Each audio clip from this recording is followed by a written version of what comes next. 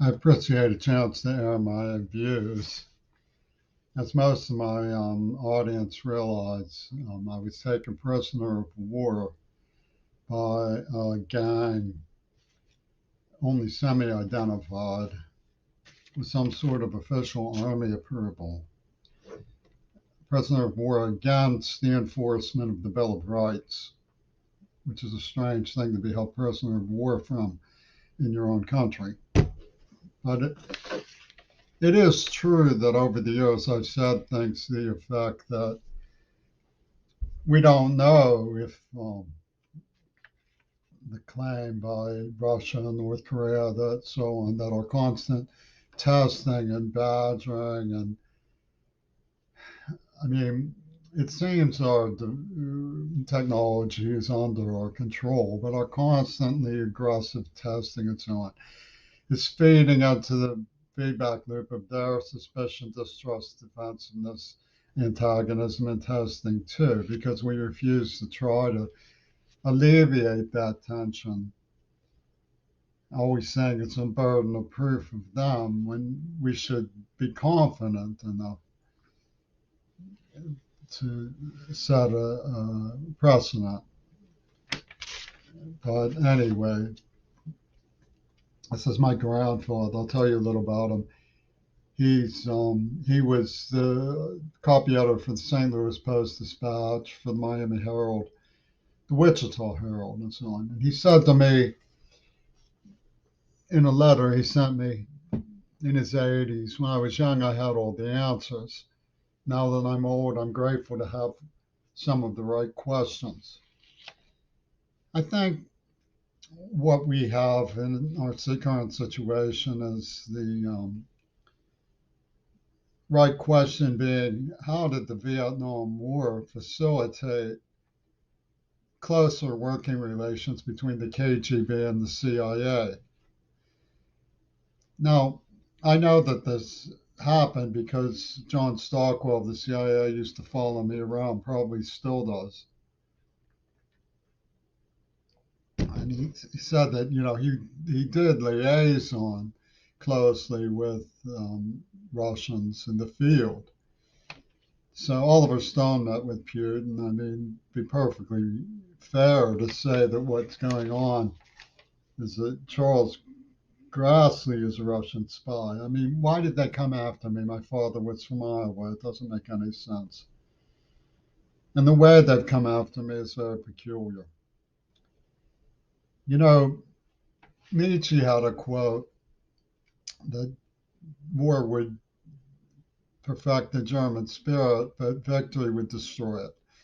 So, you know that what's going on is a showdown between peace and war. Seems like there's a whole gang on all sides that just want war for war's sake. I'd like to believe that isn't true. The right question is, how can we find out if that's not true? I was pleased that Russia asked the United States to stop interfering with their proposal for a peace accord extension, a ceasefire, a truce in Yemen. And they proved that they were perfectly capable, honest, when it came to wanting peace and capable of diplomacy. Um, Lavrov is clearly a brilliant diplomat. I don't support the war, but that's not entirely what this talk is about. Reagan used to say,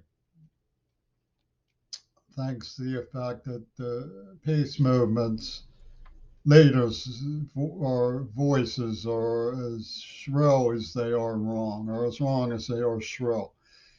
The truth is that my voices, when it comes to my choices of information and literature and leisure and work, are mellow. My history of jaywalking speaks for itself. It's a fun indulgence of the days when people learned that there was going to be competition for right of way on the sidewalks where there was once just people walking and the clip clop of horses and carriages.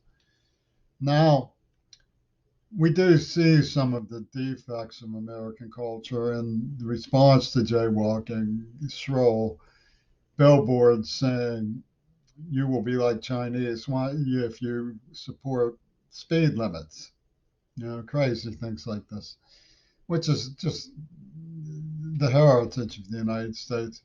Some of us are trying to improve on that. It gets extreme when you talk about cancel culture. I mean, why does a woman like Judy Garland have to pay for Wounded Knee? I mean, it doesn't make a whole lot of sense. As desperately sad as Wounded Knee is. So the right to question the United States' principles often comes down to me for this idea that peace movement's voices are wrong and shrill, because it's only when addressing the mindset of the paranoid people like Reagan that my voice becomes unduly shrill, because I'm barely ready to try to vie with such abnormal thinking. I mean, the search for social comedy is what I thought the University of Pittsburgh stood for. That's the reason why I liked learning about um, Russia, Russian philosophy, the poetry of Russia, and the university climate, because I believed in them. I believed in the search for social comedy. But what happened is that a certain strange crime took place that left me dislocated so that I couldn't pursue my education and career because of head injury and deafness. What that reminds me of in some ways is um, being summoned like an Ayatollah, because, there's no real, as reform minded as the Ayatollahs could be in some respects, there's, it's grounded in a folklore. And to summon me, because my father was a professor and a naval veteran, and my grandfather was a wonderful newspaperman, isn't really reasonable and fair, because my own admission, there's things I don't know. I've been a dishwasher all my life, library clerk. I do know some things. I try to question, but see, that's populism that is leading to civil conflict. It's based on the idea that the Second Amendment comes before the First Amendment, because might makes right, putting the bullet over the ballot. And most of us do not want that to happen. I mean, there's certain people who jumped down in glee when the Kennedys were killed. See, but most of us want the basic forces of human nature to prevail. Now, what the Green Party did to invade me is to start pinching their noses. And they're not supposed to review every nickel and dime a person has. That's private. I mean, if the Bill of Rights were enforced in my case, I'd have an injury award. They deny that and say that they will attack me and cause more injury, but it's still true. If the Bill of Rights were enforced, I would have an injury award, and they would respect that decision. But they don't. And the people who are behind it are actually people who are capable of structuring and evaluating the ideology of someone who's idealistic and believes in peace, and say, well, that's a communist, so we'll take every penny from him. When I was typing early after coming to Seattle in exhaustion, it was like they were slaving my hands. I mean, I have tremors now. I mean, I've been sick, real sick from the mistreatment of Seattle. I had been tortured. When they denied it, they said, if somebody's going to get torture status, we're going to make sure they're tortured.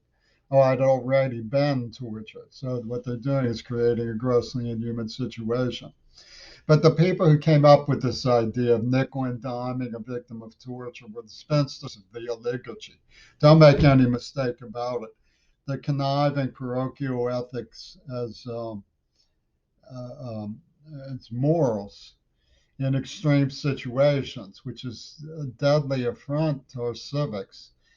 And so they wanted to see our hopes of civilized villages in Africa working together for human progress sent into the deluge of the fossil fuels. You know, it's like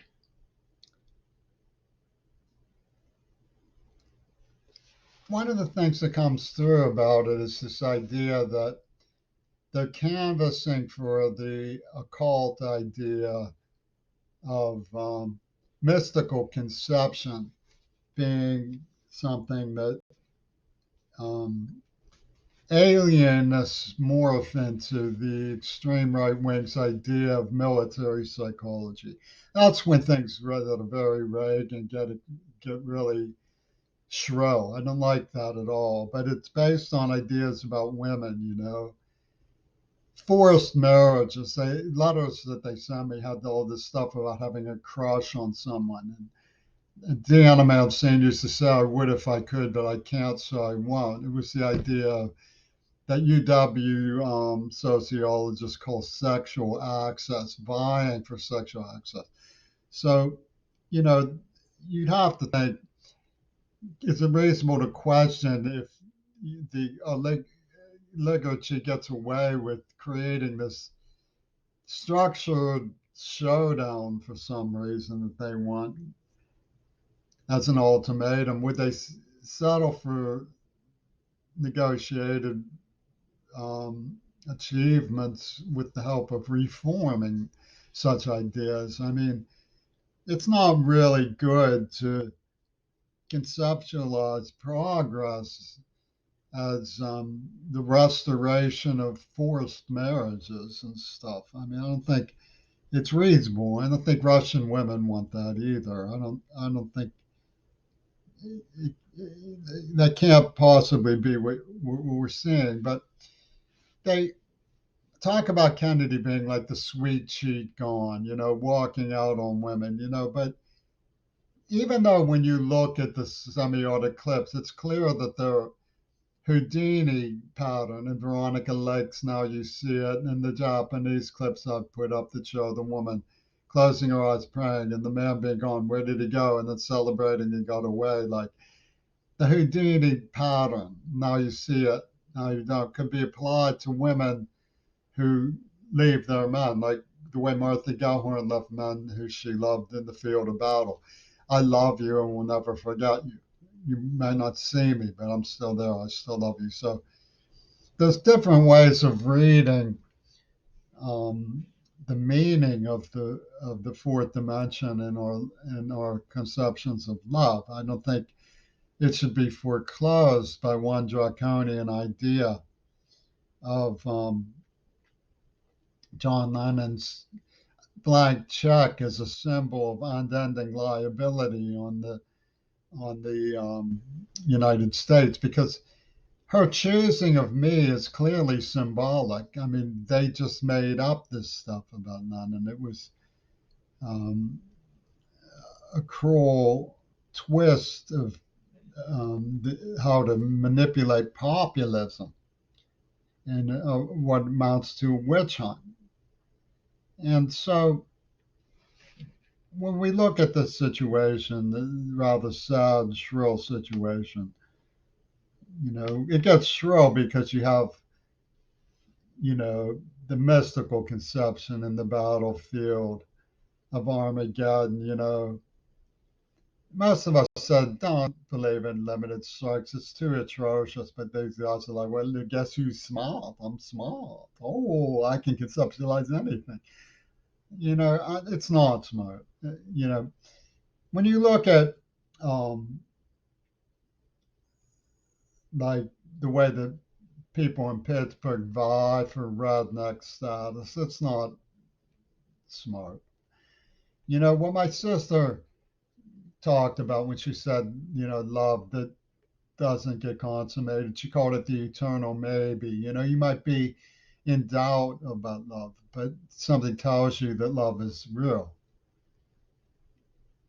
So, when you look at what Meg Wen did, what does her name mean? Amazing NASA women or something. Ming Na Wen, amazing NASA women, or something like that. I mean, you know, I find it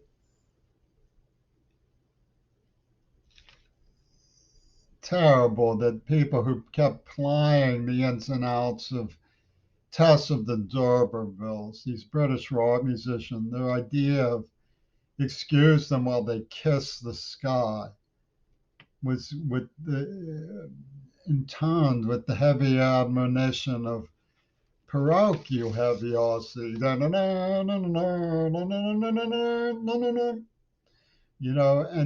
and we don't have to have a showdown about this. We can discuss it as gentlemanly academics.